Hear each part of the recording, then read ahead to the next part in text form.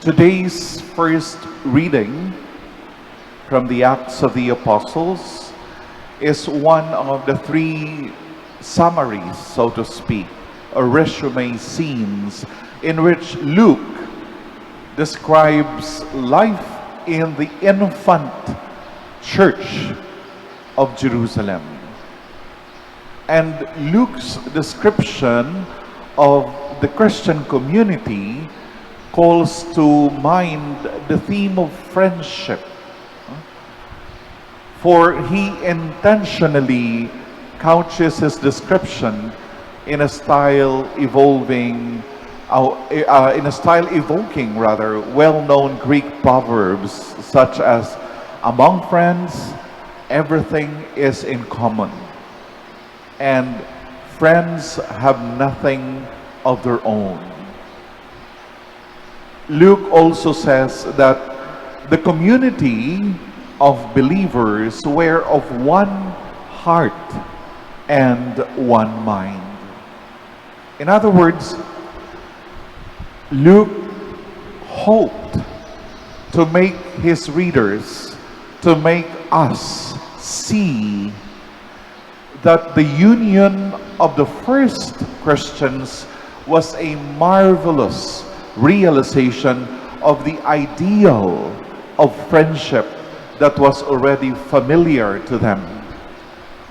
And according to this ideal, friends share all their goods, not in the sense that they renounce their possessions, but rather that they place their possessions at the disposal of their friends.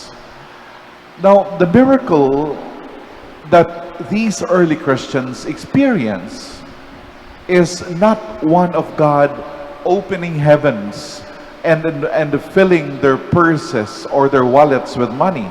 It is not that. It is a miracle of community, a brotherhood and sisterhood of like-minded people sharing both wealth and poverty, so that none might be truly poor. It is a miracle of generosity, human generosity inspired by divine generosity. It is a miracle of agape love, a love that focuses on the needs of the other person rather than one's own needs. And so, if Christians, therefore, put their goods in common, they do not do this to make themselves poor. That is, in pursuit of an ideal of poverty. They share so that there might not be any more poor. And this is to be the fulfillment of Deuteronomy chapter 15 verse 4.